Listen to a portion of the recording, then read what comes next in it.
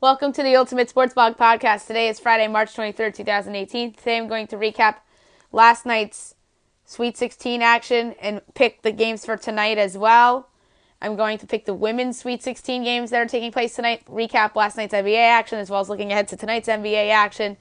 And I'll do the 2017 NFL redraft. I'm going to be doing redrafts on the next few podcasts. To the college hoops results we go. 11-seeded Loyola Chicago upset 7-seeded Nevada 69-68 in the South region in the Sweet 16. Sister Jean's team moves on. Marquez Towns had 18 in the win. Caleb Martin put up 21 in defeat. This was just an outstanding game. And from the West region, a blowout. 3-seeded Michigan blew out 7-seeded Texas A&M 99-72. It reminded me of what Texas A&M did to North Carolina by hitting all those three-pointers. Muhammad Ali Abdur-Rahman put up 24 points in the win. He was the best player on the court in that game. Tyler Davis put up 24 in defeat as Michigan advances to the Elite Eight. An upset in the South region. 9-seeded Kansas State defeated 5-seeded Kentucky 61-58 as the Wildcats of Kansas State move on to the Elite Eight. Xavier Sneed put up 22 in the win. P.J. Washington put up 18 in defeat as for the first time in a long time, the Kentucky Wildcats lose in the Sweet 16. They usually succeeded in the Sweet 16. This is the first time under Coach John Calipari that the Wildcats have lost in the Sweet 16. Another upset in the West region. 9-seeded Florida State upset 4-seeded Gonzaga 75-60. Great win for Leonard Hamilton's team. Terrence Mann put up 18 in the win. Rui Hachimura put up 16 in defeat as Gonzaga's season comes to an end. Tonight we have, from the Midwest region, 1-seeded Kansas against 5-seeded Clemson. This should be a very interesting game. The Tigers are coming off an absolute thrashing of the Auburn Tigers. The Jayhawks are coming off a narrow win over the Seton Hall Pirates. It's been no Devontae Graham, no problem for the Tigers, but their great run comes to an end against the better Jayhawks team led by Devontae Graham and Malik Newman. So the pick here is Kansas. From the East region, 5-seeded West Virginia against 1-seeded Villanova. The Mountaineers are coming off a dominant win over the Marshall Thundering Herd. The Wildcats are coming off a dominant win over the Alabama Crimson Tide. The Jalen Brunson versus Javon Carter matchup is so fascinating by all accounts because of Carter's defensive abilities. But give me Brunson and Mikal Bridges to lead the way for the Wildcats to advance to the Elite Eight. The pick here is Villanova. 11-seeded Syracuse against 2-seeded Duke in the Midwest region. Here we have an all-ACC affair featuring two of the best 5 coaches in the game. The Orange are coming off a great win over the Michigan State Spartans. The Blue Devils are coming off an impressive win over the Rhode Island Rams. The Orange can keep this close, but the Blue Devils are just so much better, led by Marvin Bagley. So the pick here is Duke to advance to the Elite Eight. From the East region, 3-seeded Texas Tech against 2-seeded Purdue. The Red Raiders are coming off a narrow win over the Florida Gators in an epic game. The Boilermakers are coming off a narrow win over the Butler Bulldogs. Isaac Haas is not playing tonight. This is a very tough call. I think the Boilermakers are just better than the Red Raiders. Keenan Evans of the Red Raiders is dealing with an injury as well. But give me the Boilermakers in a super close one, although I don't feel as good about it. So give me the Boilermakers to advance to the Elite Eight. In the women's tournament, you have 4 matchups tonight and 4 matchups tomorrow in the Sweet 16. The Elite Eight for the women's is Sunday and Monday. Tonight, you have in the Kansas City region, 1-seeded Mississippi State against 4-seeded NC State. NC State exceeded my expectations this season. They've only lost once in their last 5 games, which was to Louisville in the ACC tournament. Mississippi State has only lost once all season, which was to South Carolina in the SEC tournament. Like I said, should be a great game. Forgive me, Mississippi State to win this game because they've just been great all season. So the Bulldogs are my pick to advance. In the Lexington region, 2-seeded Baylor against 6-seeded Oregon State. I just think Baylor is the better team. Although the Beavers won a big game last time these two teams met, I just think the Bears are the better team. So give me the Bears to advance to the Elite Eight. In the Kansas City region, you have 2-seeded Texas against 3-seeded UCLA. This should be a great game. I think the Bruins are really good, but I just think the Longhorns are better. So give me the Longhorns to advance to the Elite Eight. And last but not least for tonight, you have 1-seeded Louisville against 4-seeded Stanford in the Lexington region. Louisville's only lost 2 times all season. They've been one of the best teams in the sport all season. Stanford, it's a solid team, but they're not better than Louisville. So give me Louisville to advance to the Elite Eight. I'll pick tomorrow's games on tomorrow's podcast for the Women's Sweet 16.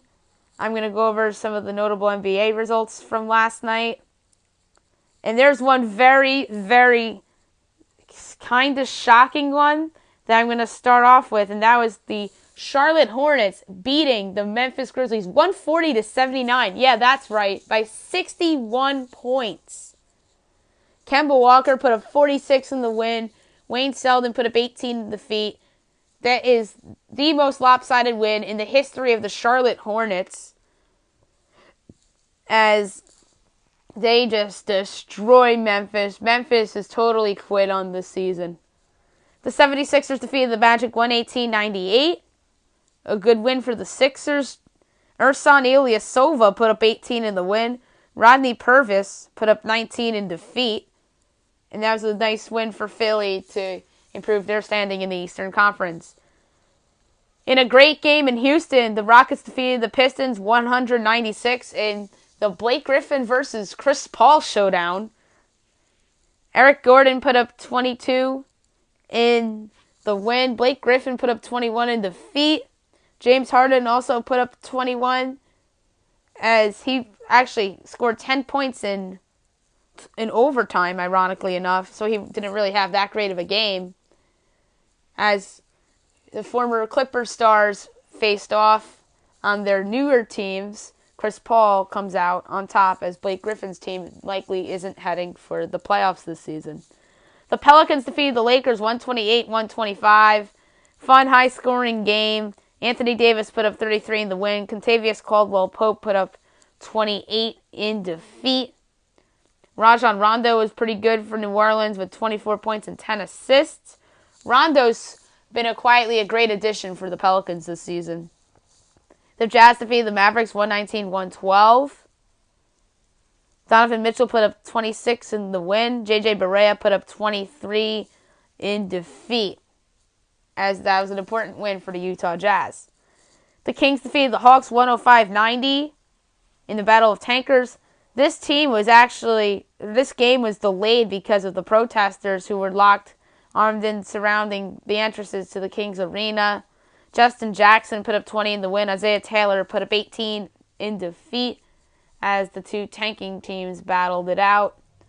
The Kings ended up winning the game, as the Hawks gained a ping pong ball. Tonight's slate, you have the Clippers against the Pacers, 2 teams battling for playoff positioning in their respective conferences. You have the Nuggets and the Wizards. That same could be applied there, with the 2 teams from the different conferences playing for playoff positioning.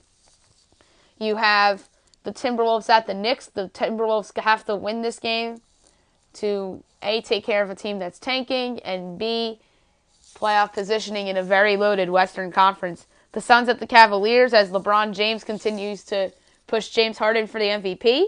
You have the Nets against the Raptors. The Raptors have to take care of a bad Nets team at home. The Bucks at the Bulls. No Giannis Antetokounmpo, so that could be an upset right there.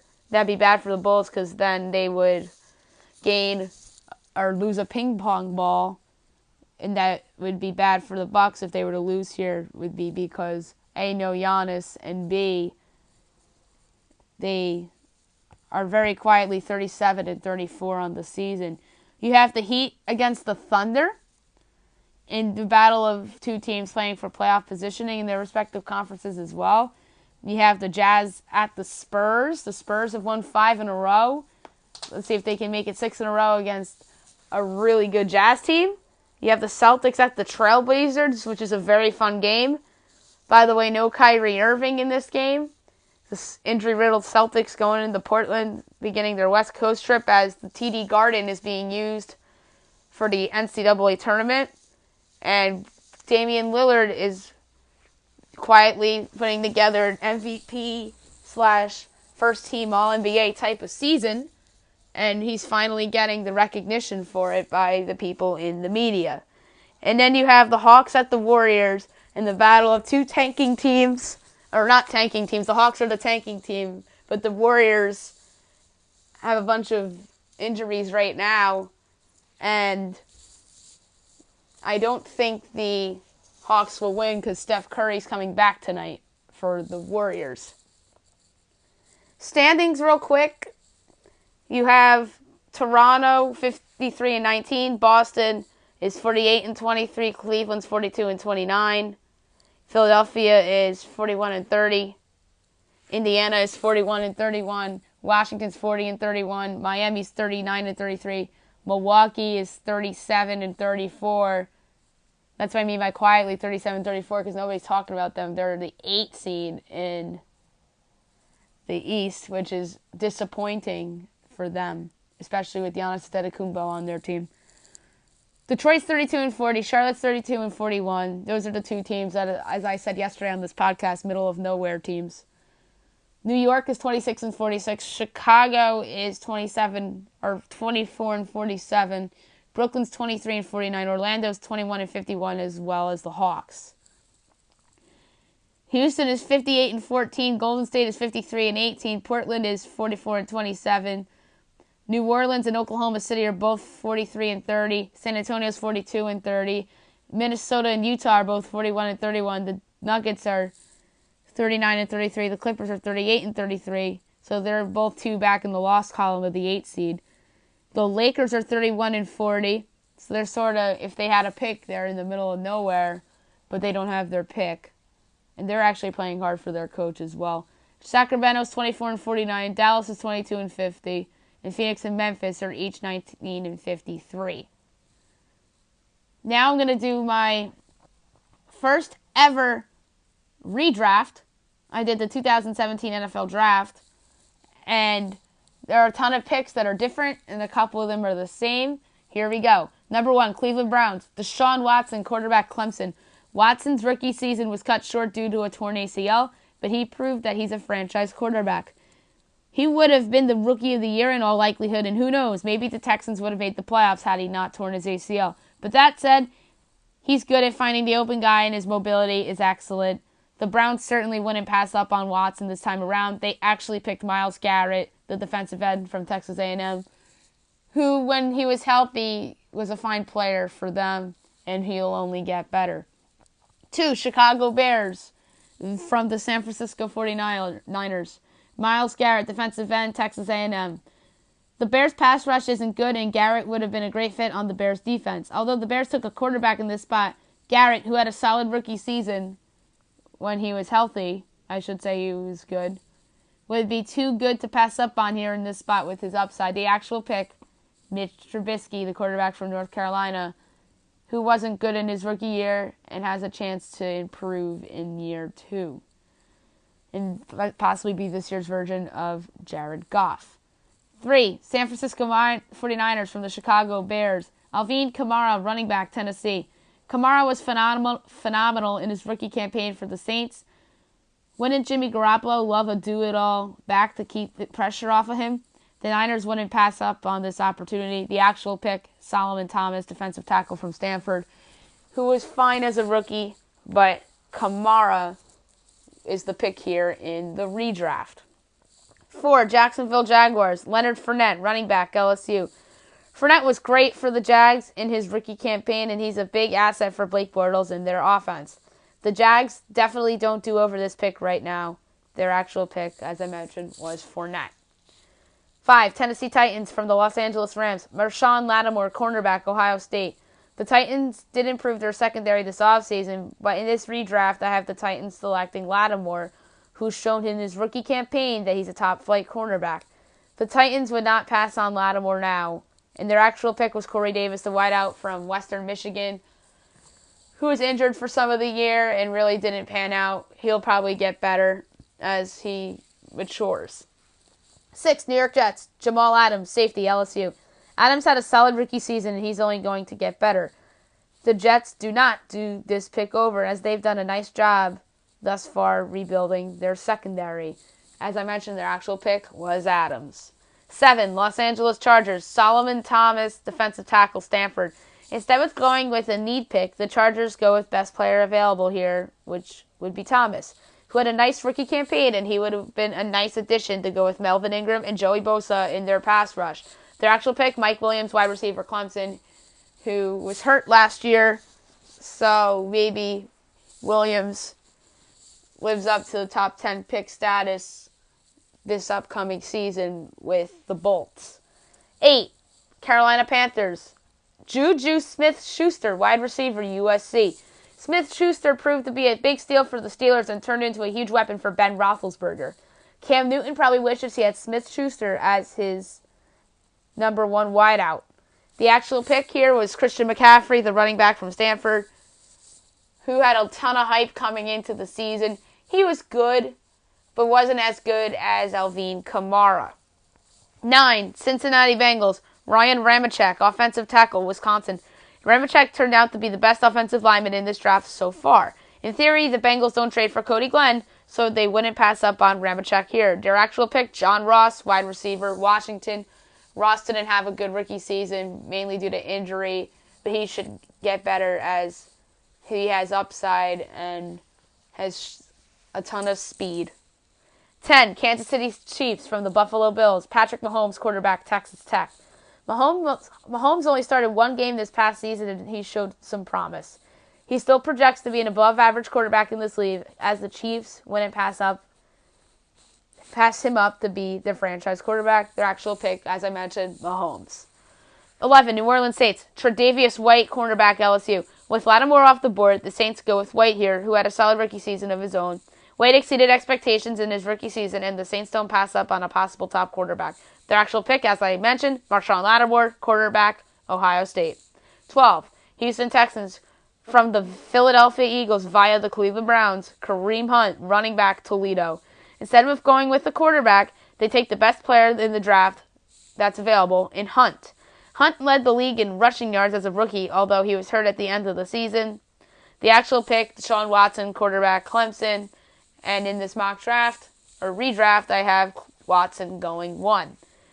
13, Arizona Cardinals, Reuben Foster, linebacker, Alabama. The Cards pass up on a quarterback here for another need pick.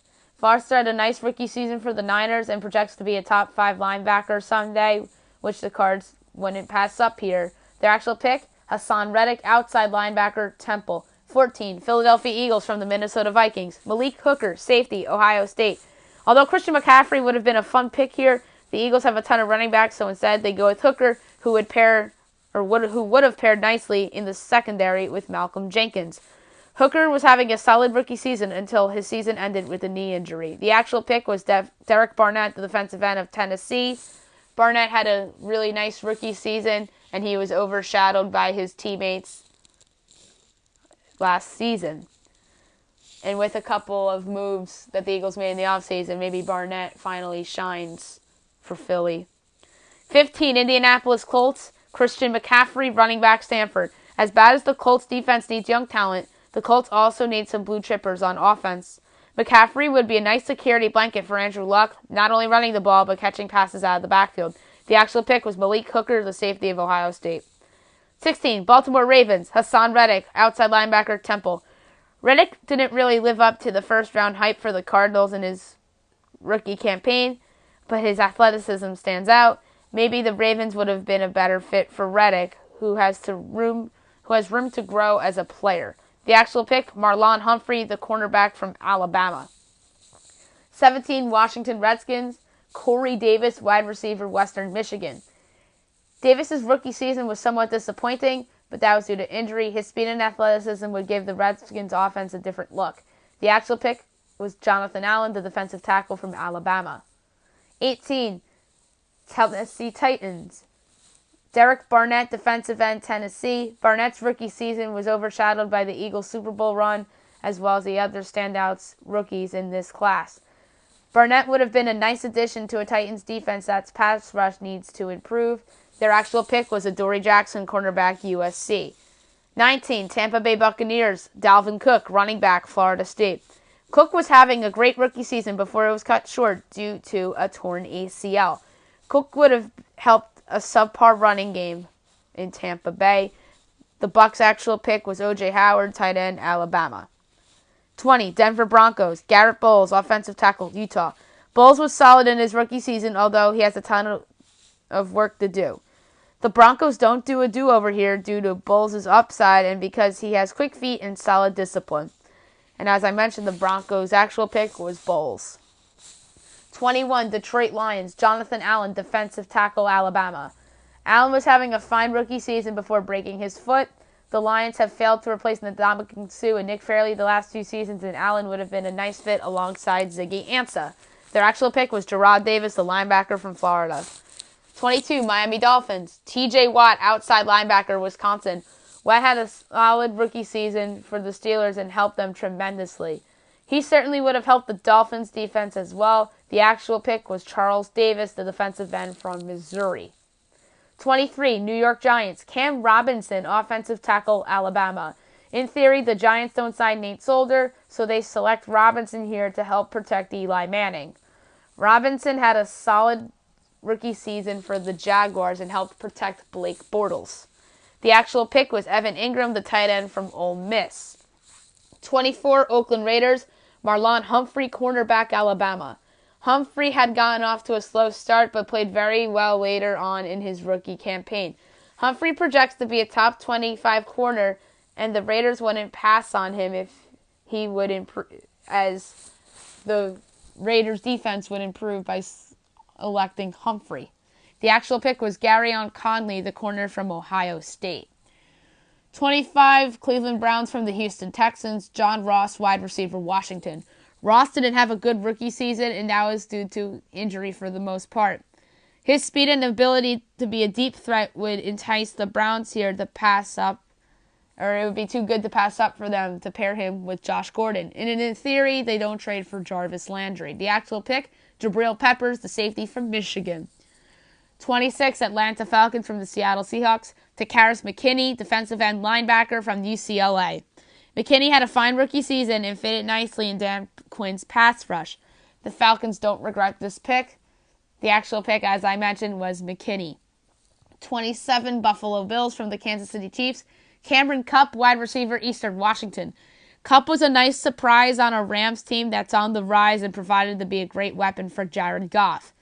He would have been a nice fit on this young Bills team. The actual pick was Tre'Davious White, the corner from LSU. 28, Dallas Cowboys, Carl Lawson, defensive end, Auburn. Lawson had a nice rookie season for the Bengals and proved to be a steal where the Bengals actually took him. Lawson would have been a nice fit for Rod Marinelli's defense. Their actual pick was Taco Charlton, the defensive end from Michigan. 29, Cleveland Browns from the Green Bay Packers, Adoree Jackson, cornerback, USC. Here, the Browns select Jackson to improve their secondary. Jackson also excels in special teams as he returns kicks and punts. The actual pick was David Njoku, the tight end from Miami.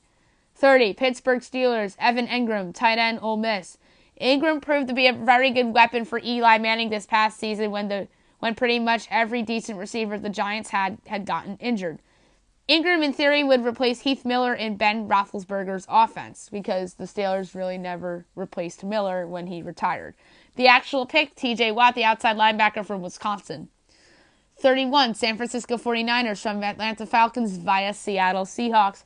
Shaquille Griffin, cornerback from Central Florida. Griffin had a fine rookie season for the Seahawks as they found a diamond in the rough. Griffin would have been a nice fit in this Niners secondary. In theory, they don't sign Richard Sherman. Actual pick, Reuben Foster, linebacker, Alabama. 32, New Orleans Saints from the New England Patriots. Charles Davis, defensive end, Missouri. As the Saints continue to rebuild their defense, they select Davis here to improve their pass rush. Davis would see more playing time on a young Saints defensive line more than on the veteran Dolphins defensive line. The actual pick here was Ryan Ramczyk, the offensive tackle from Wisconsin. That's my 2017 NFL redraft. Tomorrow I'll be back with the 2017 NBA redraft, as well as the Elite 8 picks for the first day of the men's Elite 8, as well as day 2 for the women's Sweet 16, and do those picks. And I'll recap the NBA action from yesterday and look ahead to tomorrow's NBA action. Hope you guys have a nice day.